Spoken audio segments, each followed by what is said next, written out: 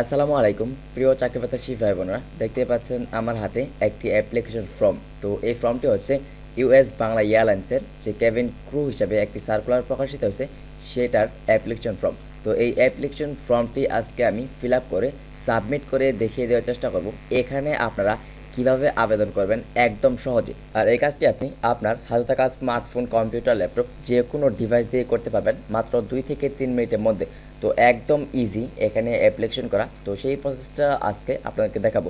তো এটা হচ্ছে কেবিন ক্রুর যে সার্কুলার, সেই সার্কুলার। তো এই সার্কুলার নিয়ে মূলত আমি একটি ভিডিওতে একদম ডিটেলসে আলোচনা করেছি। আপনি চাইলে আমার ডেসক্রিপশন বক্সে থাকা লিঙ্ক থেকে সেই ভিডিওটি দেখে আসতে পারেন। তো বন্ধুরা, এখানে কিন্তু আপনারা SSC পাশে আবেদন করতে পারবেন। দেন এখানে আরও একটি শর্ত রয়েছে, তা হচ্ছে আপনাকে অবশ্যই SSC এবং HSCতে GPA 3 এর উপরে উত্তীর্ণ হতে হবে। তো চলুন সর্বপ্রথম আমরা জানবো এখানে আবেদন করতে হলে যে ডকুমেন্টসগুলো সাবমিট করতে হবে তা হচ্ছে আপনার 1 copy passport size photograph and 1 copy 3R size photograph. তো তারপর রয়েছে আপনার NID অথবা পাসপোর্টের 1 কপি ফটোগ্রাফ। তো এটা কিন্তু অবশ্যই সাবমিট করতে হবে। এই অ্যাপ্লিকেশন ফর্ম যে রয়েছে, এই অ্যাপ্লিকেশন ফর্মের নিচে 3টা অপশন রয়েছে। অ্যাটাচড পাসপোর্ট সাইজের ফটো, তারপর হচ্ছে 3R সাইজের ফটো, তারপর হচ্ছে NID অথবা পাসপোর্টের কপি। তো এই 3টি স্টেপ কিন্তু খুবই গুরুত্বপূর্ণ স্টেপ। তো এই অ্যাপ্লিকেশন ফর্মে আপনারা কিভাবে আসবেন, এই অ্যাপ্লিকেশন ফর্মটি আপনারা কোথায় পাবেন, তার জন্য কী করতে হবে, আপনাদের হাতে থাকা যে কোনো ডিভাইসে যে গুগল রয়েছে, গুগলে চলে যাবেন। গুগলে চলে গিয়ে www.usbair.com অ্যাপ্লাই জাস্ট এটা লিখে সার্চ করে দিবেন। সার্চ করে দিলেই যে US-Bangla এয়ারলাইন্সের যে অফিসিয়াল ওয়েবসাইট রয়েছে সেটা কিন্তু চলে আসবে ফার্স্টেই। তো জাস্ট এটা ওপেন করে নেবেন। এটা ওপেন করে নেওয়ার পর এরকম একটি উইন্ডো আপনাদের সামনে চলে আসবে। এখানে দেখতেই পাচ্ছেন US-Bangla এয়ারলাইন্সের 5টি রানিং সার্কুলারে অ্যাপ্লিকেশন করতে পারবেন। দেন এখানে আমরা যেহেতু ফ্লাইট অপারেশন ডিপার্টমেন্টের কেবিন ক্রু এই সার্কুলারটিতে অ্যাপ্লিকেশন করব, জাস্ট এইটার দেখতে পারবেন যে এক সাইডে অ্যাপ্লাই নাও বাটন রয়েছে। জাস্ট এই অ্যাপ্লাই নাও বাটনে ট্যাপ করে দেবেন। ট্যাপ করে দিলেই এরকম একটি সার্কুলার ওপেন হবে। সেই সার্কুলার যেই সার্কুলারে আমরা এখন অ্যাপ্লিকেশন করব। তো তার জন্য এখানে অ্যাপ্লাই নাও বাটন রয়েছে। জাস্ট অ্যাপ্লাই নাও বাটনে ট্যাপ করার সঙ্গে সঙ্গে এরকম একটি অ্যাপ্লিকেশন ফর্ম আপনারা পেয়ে যাবেন। তো এই ফর্মটা আপনারা যখন ফিল আপ করবেন তখন আপনার NID অথবা আপনার যে একাডেমিক সার্টিফিকেট রয়েছে সেই একাডেমিক সার্টিফিকেট অনুযায়ী ফিল আপ করবেন। এখানে যদি কোনো ভুল ত্রুটি হয়ে থাকে পরবর্তীতে সেটা কিন্তু আর এডিট করার সুযোগ পাবেন না যদি আপনি এখান থেকে এটাকে সাবমিট করে দেন। তো অবশ্যই খুবই গুরুত্ব সহকারে এই ফর্মটি ফিল আপ করতে হবে। দেন এখানে প্রথমে ক্যান্ডিডেট এর নামটি দিয়ে দিবেন, তারপর ফাদার্স নেম দিয়ে দিবেন,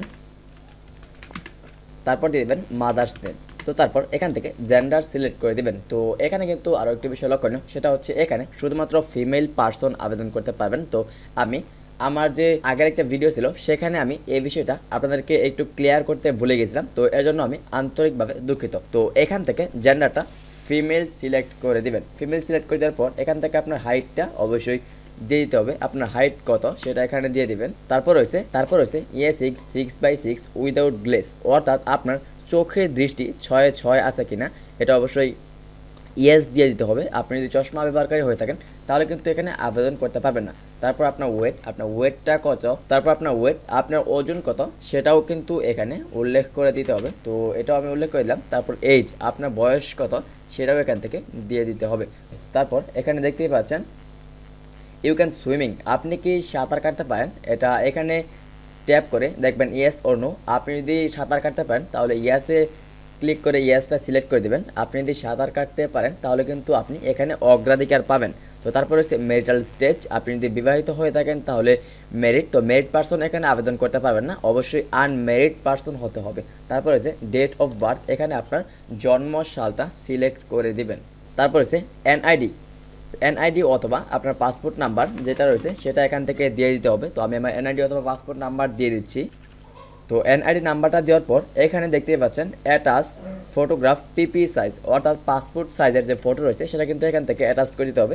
চুজ ফাইলে ক্লিক করবেন, সেটা আপনার কম্পিউটার, ল্যাপটপ, ফোন যেটা হোক না কেন আপনার যে হার্ড ড্রাইভ রয়েছে সেখানে নিয়ে চলে যাবে। তো আপনার হার্ড ড্রাইভ অথবা স্টোরেজ থেকে যে পাসপোর্ট সাইজের ফটো রয়েছে জাস্ট সেটাকে এখান থেকে সিলেক্ট করে দিবেন। তো এটা কিন্তু আমার সিলেক্ট হয়ে গেছে। তারপর রয়েছে 3R সাইজের ফটোগ্রাফ। তো এখান থেকে একটি 3R সাইজের ফটো আমি আগে থেকেই এখানে ক্রিয়েট করে রেখে দিয়েছি, তো সেটাকেও এখান থেকে সিলেক্ট করে দিতে হবে। তো সিলেক্ট করে দেওয়ার পর সর্বশেষ এখান থেকে বলা হয়েছে অ্যাটাচড এনআইডি অথবা পাসপোর্ট কপি। আপনার এনআইডি অথবা পাসপোর্টের কপিটাও কিন্তু এখানে সিলেক্ট করে দিতে হবে, আর সেটা অবশ্যই হতে হবে জেপিজি। প্রত্যেকটা ফাইলে কিন্তু জেপিজি ফরম্যাটে রেখে তারপর এখানে আপলোড করতে হবে। তো চুজ ফাইলে ক্লিক করে দিয়ে আবারও আমি সেম টু সেম এনআইডির যে কপি রয়েছে সেটাকেও এখান থেকে আপলোড দিয়ে দিলাম। তো আমার কিন্তু এই তিনটা অপশন ফিল আপ করার কাজ শেষ। আপনার যদি কোনো জায়গায় জব এক্সপিরিয়েন্স থেকে থাকে তাহলে এখানে দিবেন কোম্পানির নেম, ডিউরেশন, পজিশন, আপনি যে পদে ছিলেন সেই পদটা এখানে মেনশন করে দেবেন। তারপরে হচ্ছে ট্রেনিং ইনফরমেশন, আপনি যদি কোনো ট্রেনিং সেন্টার থেকে ট্রেনিং নিয়ে থাকেন তাহলে এখান থেকে ট্রেনিং ইনফরমেশনগুলো ফিল আপ করতে পারেন। তারপর হচ্ছে কন্ট্যাক্ট ইনফরমেশন, এটা খুবই গুরুত্বপূর্ণ একটা বিষয়, এটা অবশ্যই খুবই গুরুত্ব সহকারে আপনাকে ফিল আপ করতে হবে। তো সর্বপ্রথম এখানে কন্ট্যাক্ট নাম্বার দিয়ে দেবেন। আমি আমার কন্ট্যাক্ট নাম্বার দিয়ে দিচ্ছি সাপোজ। কন্ট্যাক্ট নাম্বার দেওয়ার পর এখান থেকে ইমেল অ্যাড্রেস সিলেক্ট করে দেবেন। আপনি আপনার ইমেল অ্যাড্রেস সিলেক্ট করে দেবেন। আমি আমার ইমেল অ্যাড্রেস সিলেক্ট করে দিচ্ছি। তারপর হচ্ছে প্রেজেন্ট অ্যাড্রেস, আপনি যে স্থানে আছেন এখন সেই প্রেজেন্ট অ্যাড্রেসটা অবশ্যই এখানে দিয়ে দিতে হবে। তো আমি আমার প্রেজেন্ট অ্যাড্রেস দিয়ে দিচ্ছি।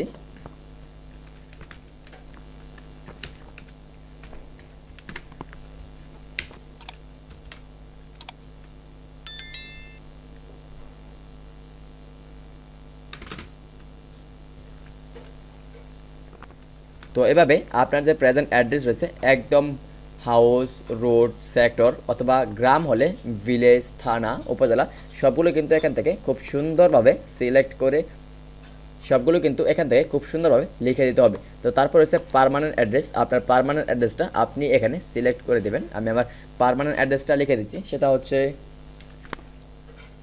তো আমি আমার পার্মানেন্ট অ্যাড্রেসটা দিয়ে দিলাম। তো আমি কিন্তু এখানে আপনাদেরকে দেখানোর জন্য জাস্ট অ্যাপ্লিকেশনটা করতেছি, তাই আমি এখান থেকে আমার ভিলেজটা সিলেক্ট করলাম না। আপনি আপনার ভিলেজ, থানা, উপজেলা একদম আপনাদের যে বাসা নাম্বার রয়েছে সেটি সহ এখানে দিয়ে দিতে পারেন। তো তারপর হচ্ছে একাডেমিক ইনফরমেশন, এখান থেকে আপনার একাডেমিক ইনফরমেশনগুলো সিলেক্ট করতে হবে।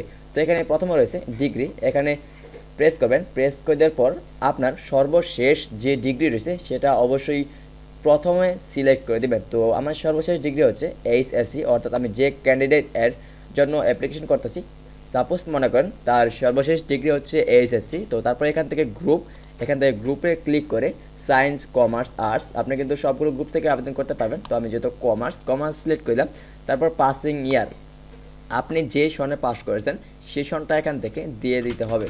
তো পাসিং ইয়ার দেওয়ার পর রেজাল্ট, এটা কিন্তু অবশ্যই লক্ষণীয় বিষয়, সার্কুলারে কিন্তু স্পষ্টভাবে বলা হয়েছে আপনার রেজাল্ট অবশ্যই জিপিএ 3 অথবা 3+ থাকতে হবে। তো এক্ষেত্রে আমার রেজাল্ট হচ্ছে, আমি আমার রেজাল্ট দিয়ে দিলাম। তারপর হচ্ছে ইনস্টিটিউট, আপনি যে কলেজ থেকে আপনি পাস করছেন সেই কলেজের নামটা এখানে দিয়ে দিতে হবে। তো আমি আমার ইনস্টিটিউট নাম দিয়ে দিচ্ছি। তো আমার ইনস্টিটিউট নাম দিয়ে দেওয়ার পর আপনার পরবর্তী ডিগ্রি এখান থেকে সিলেক্ট করে দিবেন। তো সিলেক্টে ক্লিক করলাম। তো তারপর দিয়ে দিলাম এসএসসি, এখান থেকেও আমি যে গ্রুপ থেকে পাস করছি সেই গ্রুপের নাম দিয়ে দিবেন। তো তারপর এখানেও আপনার পাসিং ইয়ার দিয়ে দিবেন। পাসিং ইয়ার দেওয়ার পর এখানে আপনার রেজাল্ট কত ছিল জিপিএ সেটা অবশ্যই মেনশন করে দিতে হবে। তো আমি আমার জিপিএটা দিয়ে দিচ্ছি। তো তারপর এখান থেকে আপনার ইনস্টিটিউটের নামটা খুব সুন্দরভাবে লিখে দিবেন।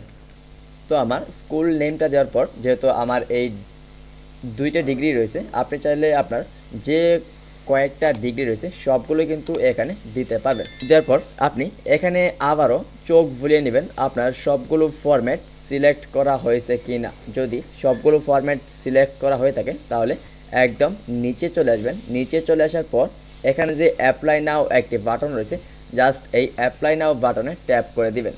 তো অ্যাপ্লাই নাও বাটনে ট্যাপ করে দেওয়ার সঙ্গে সঙ্গে দেখাচ্ছে ইউর অ্যাপ্লিকেশন সাবমিট সাকসেসফুলি, অর্থাৎ আমার কিন্তু অ্যাপ্লিকেশন সাবমিট সাকসেসফুল হয়ে গেছে।